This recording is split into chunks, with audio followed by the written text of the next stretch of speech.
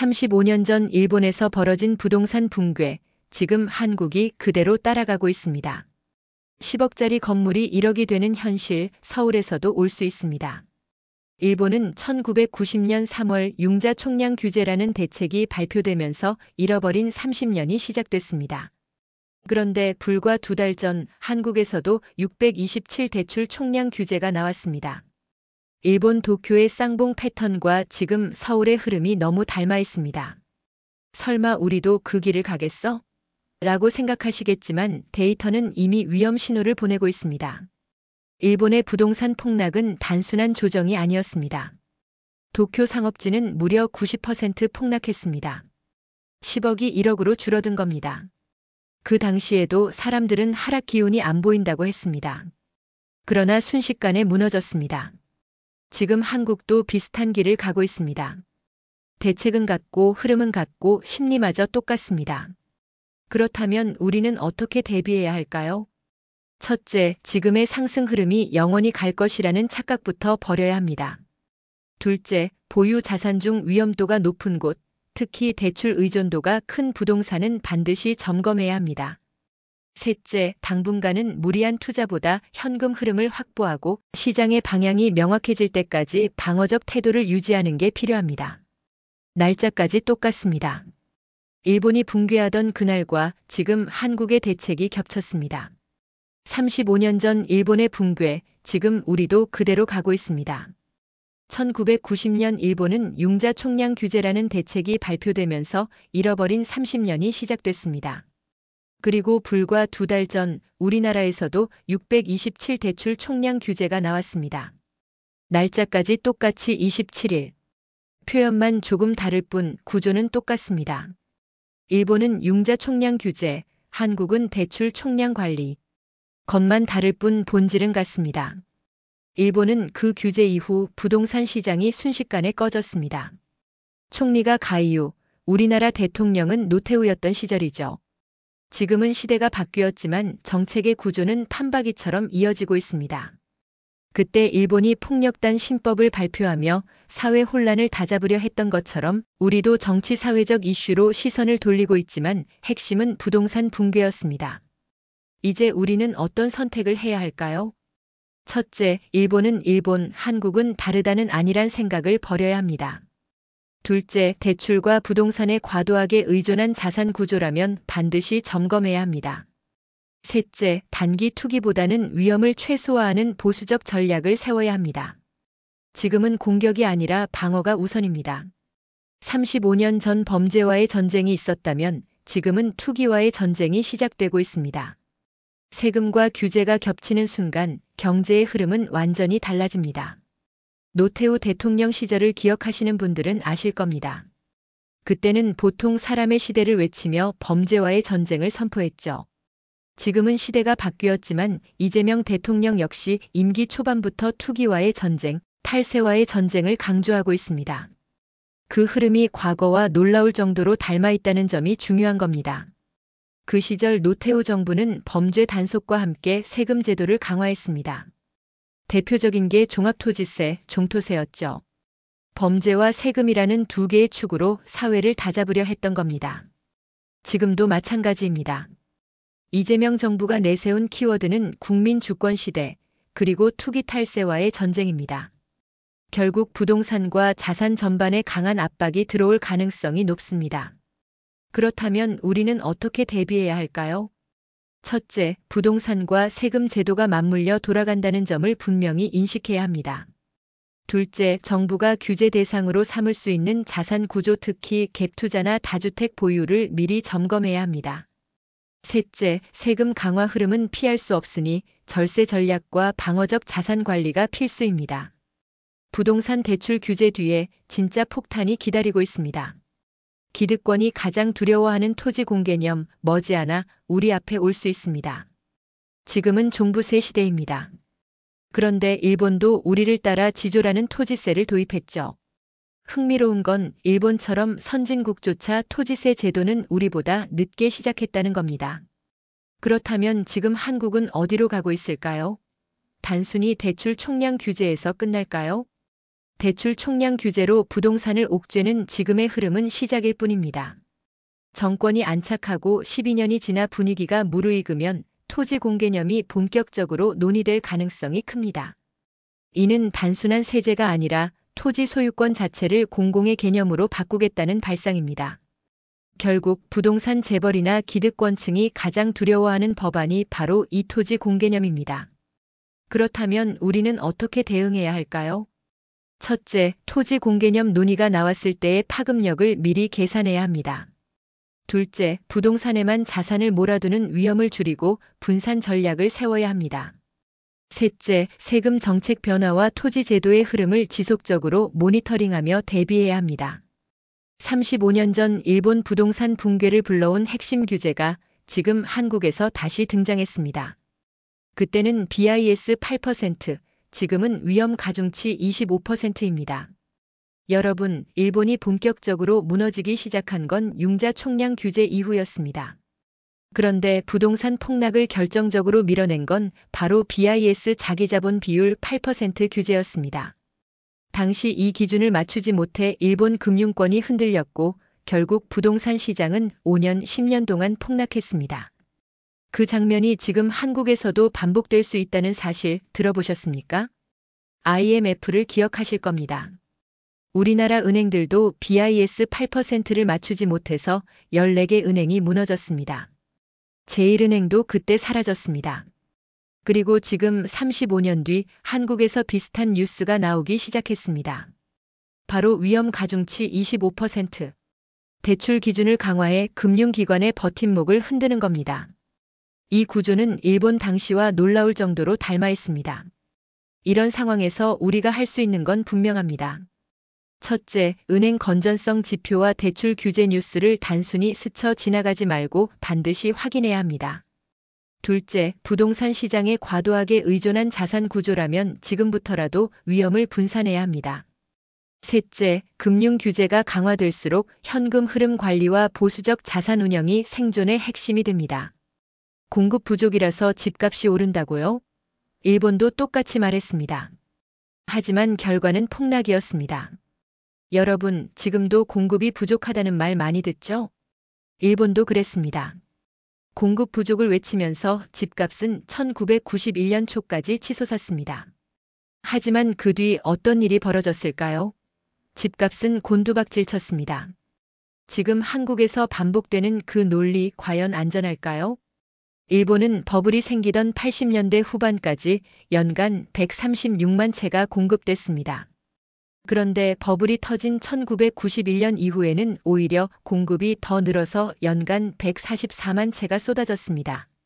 즉, 폭락이 시작됐는데 공급은 줄지 않고 오히려 더 늘어난 겁니다.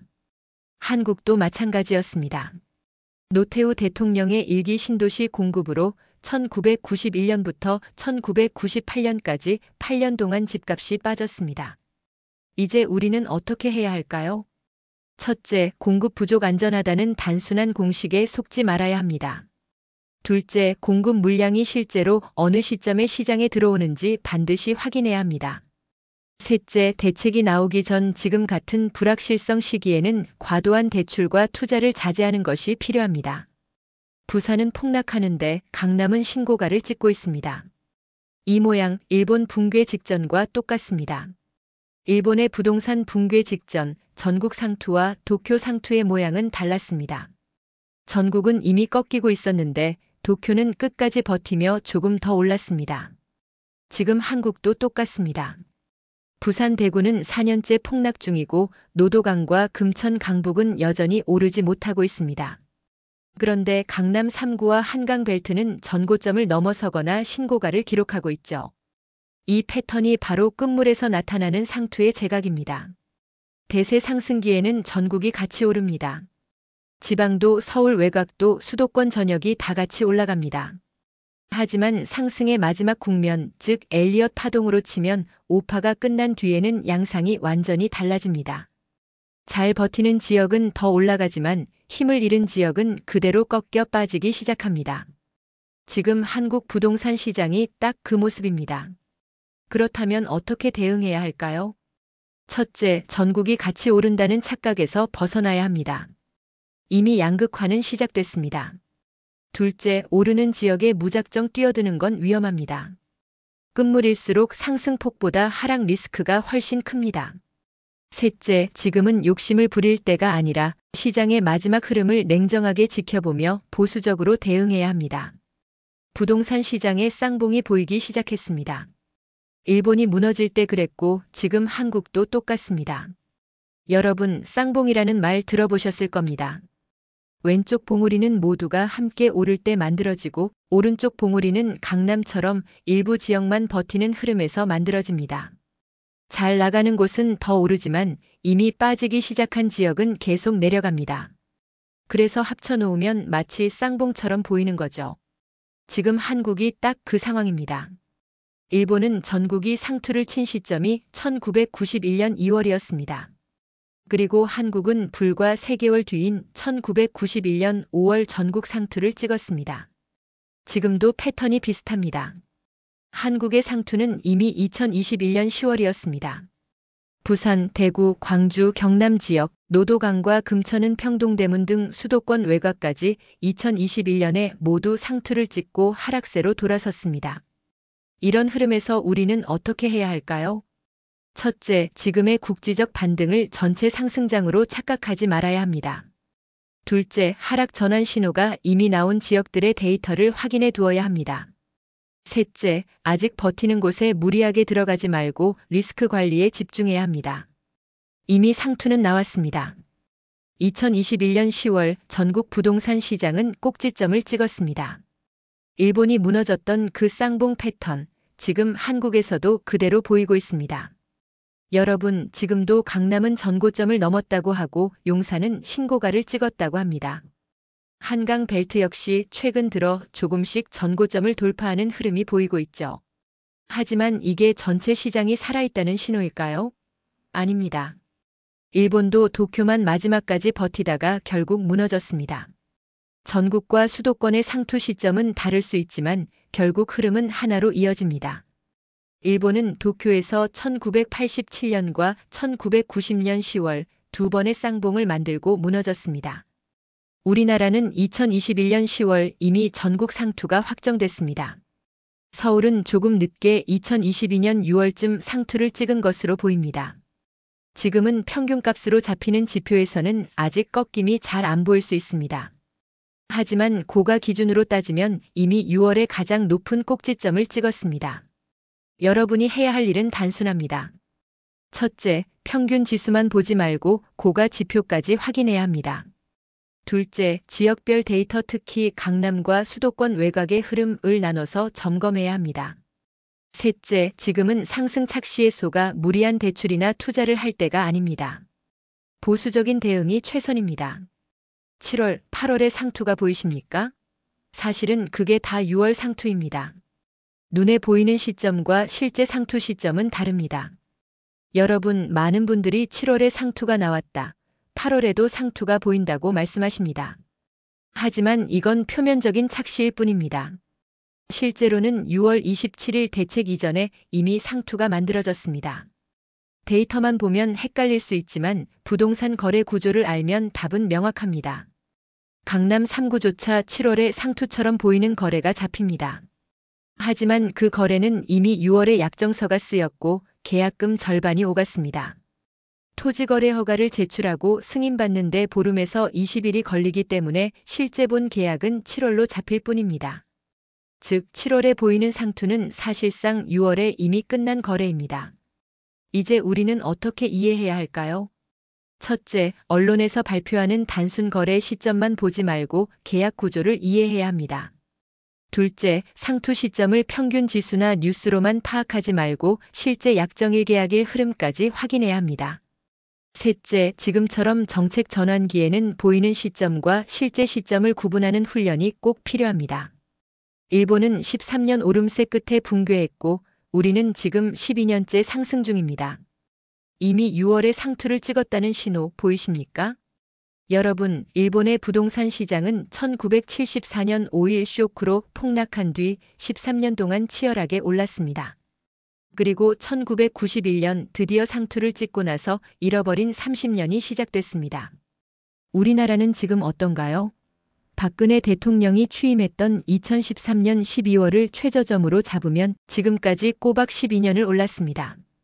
너무 비슷하지 않습니까? 일본은 13년 동안 올라간 끝에 대세 하락에 들어갔습니다. 그 뒤 20년 넘게 폭락과 정체를 겪었죠. 한국은 2013년을 기점으로 지금까지 12년 상승을 이어왔습니다. 그리고 최근 데이터를 보면 대부분의 아파트가 2025년 6월 월고가 기준으로 이미 상투를 찍었습니다. 그렇다면 우리는 어떻게 해야 할까요? 첫째, 12년 상승이 더 이어질 수 있다는 막연한 기대에서 벗어나야 합니다. 둘째, 일본처럼 장기 하락장이 올 수 있다는 전제를 세우고 자산 전략을 수정해야 합니다. 셋째, 지금은 무리한 매수보다 보유 자산을 점검하고 현금 흐름을 안정시키는 것이 우선입니다. 7월이 고점처럼 보이죠? 실제 상투는 6월입니다.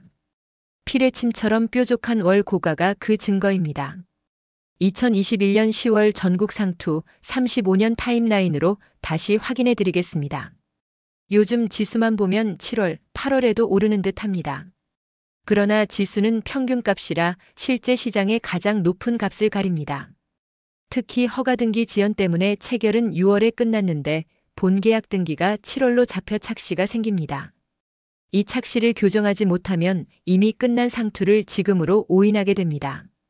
핵심은 세 가지입니다. 첫째, 월 평균이 아니라 월 고가 달 최고 거래 가격로 모아보면 6월 고점이 7월보다 확연히 높습니다. 피레침처럼 뾰족합니다. 둘째, 거래 구조의 시차를 고려해야 합니다. 약정계약금 교환 6월 27일 이전 토지거래허가 승인 보름 20일 본계약이 7월로 기록되며 7월 상투로 보이는 왜곡이 생깁니다. 셋째, 역사적 패턴입니다. 버블 붕괴 직전에 1991년 일본, 2006년 스페인, 2021년 한국 지표 패턴이 겹칩니다. 대국들이 15년마다 부동산 붕괴를 겪었다는 관찰도 여기서 나옵니다. 이 모든 걸 35년 타임 시계열과 당시 신문 기사로 전후 과정을 보여드리겠습니다. 바로 이렇게 확인하세요. 첫째, 월 평균 지수 월 고가를 함께 보세요. 평균만 보면 착시가 큽니다. 둘째, 약정일 계약금 지급 일허가 승인 일본 계약일을 분리해 체크하세요. 기록상 7월이라도 실질은 6월일 수 있습니다.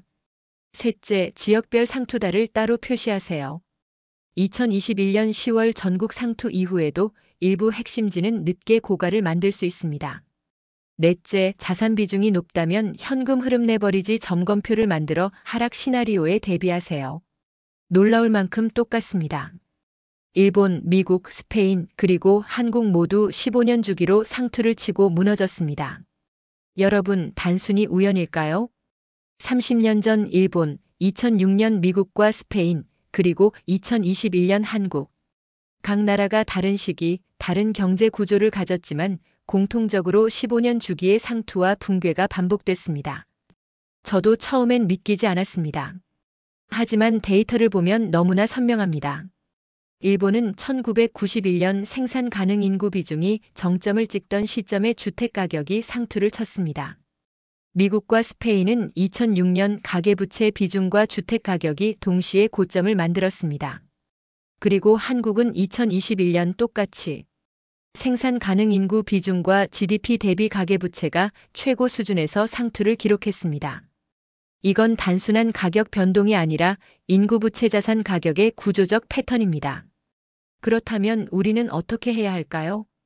첫째, 단순히 집값만 보지 말고 인구와 부채 비중을 함께 확인해야 합니다. 둘째, 버블 직전의 고점 신호 특히 생산 가능 인구 비중 감소 부채 급증을 주의 깊게 봐야 합니다. 셋째, 지금은 무리한 확장보다 방어 전략을 세우고 현금 흐름을 강화해야 합니다. 부동산 상투는 이미 찍혔는데 부채는 계속 늘어납니다. 이게 바로 일본이 30년 동안 무너진 이유입니다. 1991년 일본 부동산 버블이 꺾이던 순간을 기억하십니까? 그 직전 12년 사이에 생산 가능 인구 비중이 정점을 찍고 줄어들기 시작했습니다. 그런데 인구 구조만이 아니었습니다. 부채 구조까지 위험 신호를 보내고 있었죠. 데이터를 보면 명확합니다.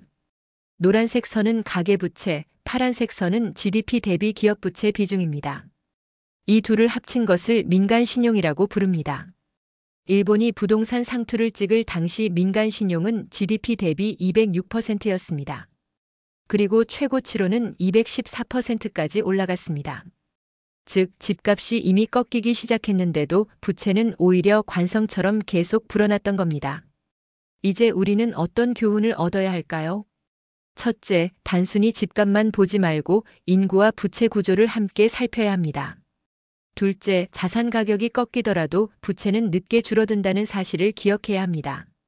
셋째, 하락기에 대비하려면 레버리지를 줄이고 가계 재물을 안전하게 만들어야 합니다. 집값은 꺾였는데 빚은 더 늘었습니다. 이게 가장 위험한 신호입니다. 여러분 잘 생각해 보세요. 2021년 10월 상투 이후 부산은 4년째 폭락 중입니다. 대구도 경남도 노도강도 금강구도 모두 내려가고 있습니다. 그런데 그 사이에 가계부채가 줄었습니까? 아닙니다. 오히려 더 늘었습니다. 전 세계가 똑같은 현상을 겪고 있습니다. 일본의 사례를 보겠습니다. 91년 상투 당시 일본의 가계부채는 GDP 대비 69% 수준, 즉 100%도 되지 않았습니다. 그런데 기업 부채가 140%에 달했습니다.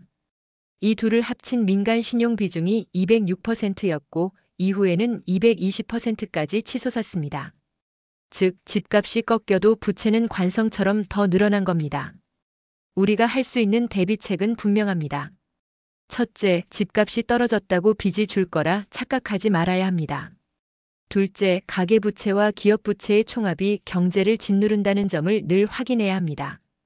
셋째, 지금은 공격적 확장이 아니라 레버리지를 줄이고 현금 흐름을 강화하는 전략이 필요합니다.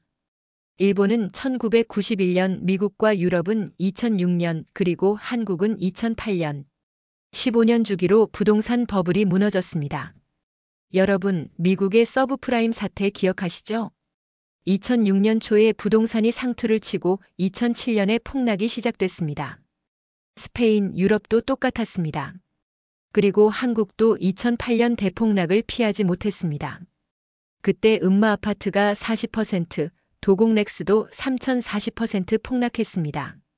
이건 단순한 우연일까요? 아니면 구조적인 흐름일까요? 일본의 부동산 버블이 꺾인 건 1991년이었습니다. 그로부터 15년 뒤 미국과 스페인이 똑같은 길을 걸었습니다. 스페인의 데이터를 보시면 까만 선이 생산 가능 인구 비중인데 꼭지점을 찍은 뒤 상투를 만들고 꺾였습니다. 미국 역시 같은 시기 서브프라임 모기지로 과잉부채가 터지면서 시장이 무너졌습니다. 이제 우리는 어떻게 해야 할까요? 첫째, 인구 구조와 부채 비중이 만드는 장기 사이클을 반드시 확인해야 합니다. 둘째, 단기적인 반등에 속지 말고 10년, 15년 단위의 흐름을 보셔야 합니다.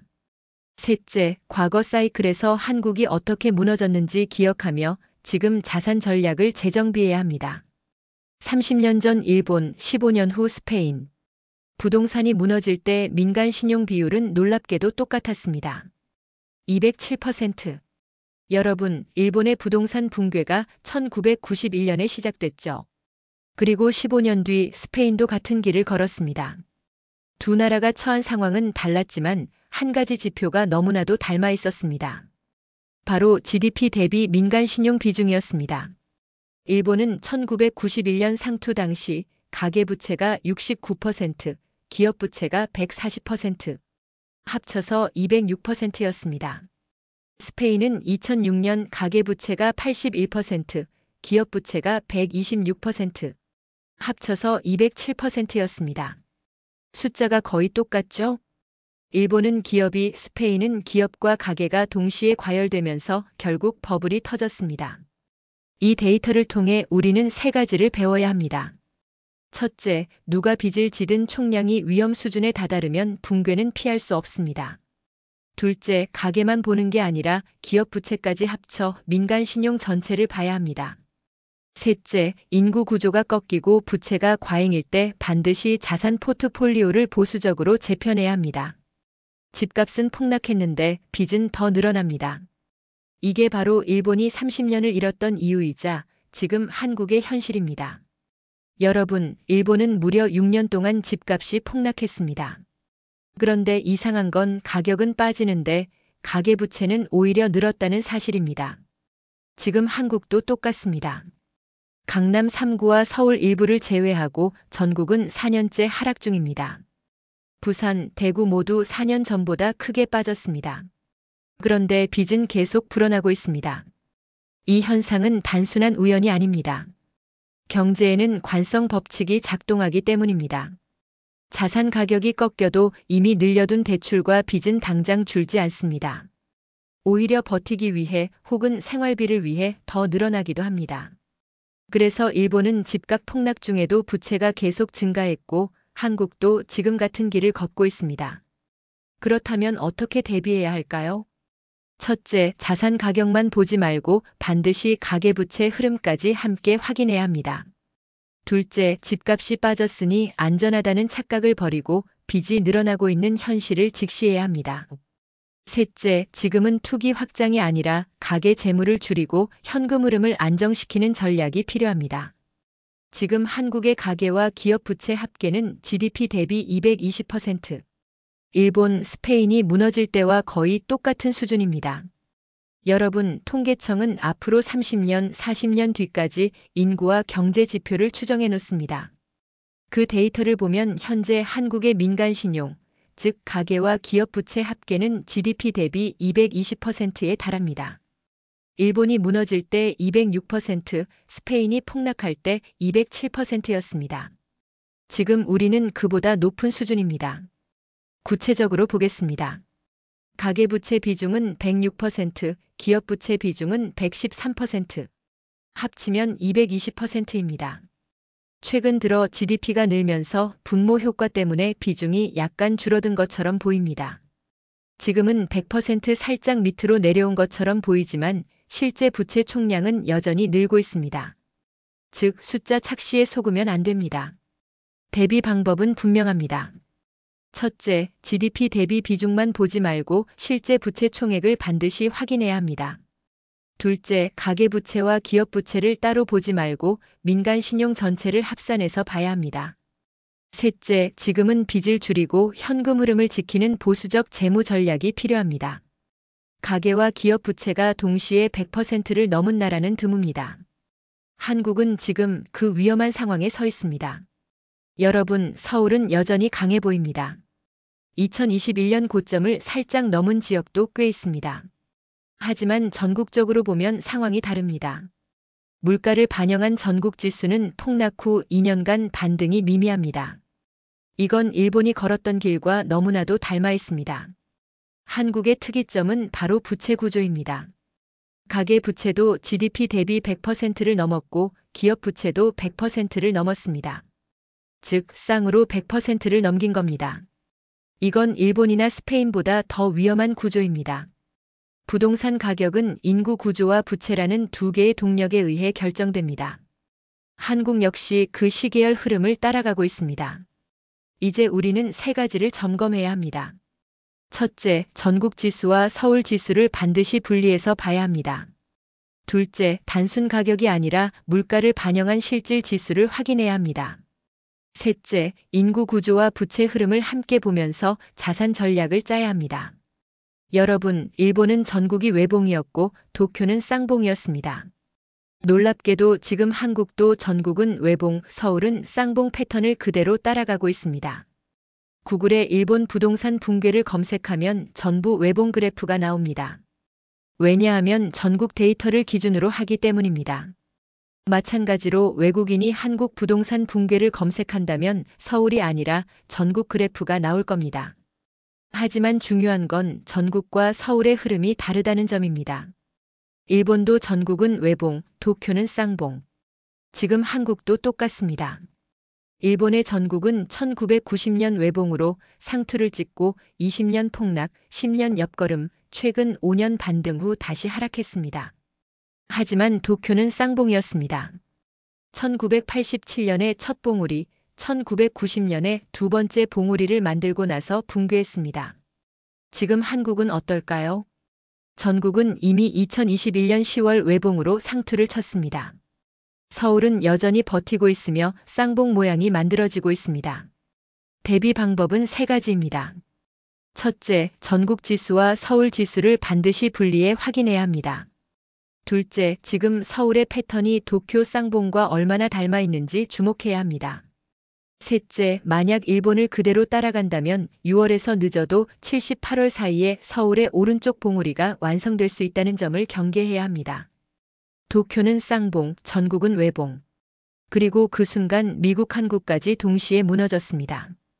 여러분, 일본의 도쿄는 1987년 왼쪽 봉우리, 1990년 말 오른쪽 봉우리로 쌍봉을 만들었습니다. 하지만 일본 전국 지수는 외봉이었습니다. 이 두 가지 흐름이 동시에 꺾이자 미국과 한국도 함께 흔들렸습니다. 우리는 이 시점을 다시 봐야 합니다. 미국이 먼저 상투를 치고 이어서 일본이 상투. 그리고 1991년 2월 일본 전국이 상투를 치고 1991년 5월 한국도 상투를 쳤습니다. 이 흐름에서 우리는 무엇을 배워야 할까요? 첫째, 특정 지역 도쿄, 서울과 전국 흐름을 반드시 구분해서 봐야 합니다. 둘째, 물가 반영 지수를 통해 실질적인 가격 흐름을 확인해야 합니다. 셋째, 해외 주요국과의 동시 패턴을 비교하며 한국의 위험 타이밍을 가늠해야 합니다. 한국은 1991년 5월 상투 이후 IMF까지 6년 동안 폭락했습니다. 일본은 무려 12년을 더 빠졌고 2010년까지 하락을 이어갔습니다. 그 뒤 2020년까지는 옆걸음만 하다가 최근 5년 정도 잠깐 반등했을 뿐입니다. 그래서 일본은 잃어버린 30년이라는 이름을 얻게 된 겁니다. 미국, 일본, 한국 세 나라가 비슷한 시기에 동시에 상투를 쳤습니다. 그리고 모두 장기 하락과 침체를 겪었습니다. 지금 한국의 상황은 당시 일본, 미국과 놀라울 만큼 닮아 있습니다. 이 패턴을 무시한다면 우리도 같은 길을 걸을 수밖에 없습니다. 여러분, 도쿄 쌍봉과 일본 전국 외봉, 그리고 미국 한국의 동시 붕괴는 우연이 아닙니다. 지금 우리가 어디에 서 있는지 반드시 확인해야 합니다. 이 영상을 저장해 두시고 가족과 지인들과 꼭 공유해 주세요.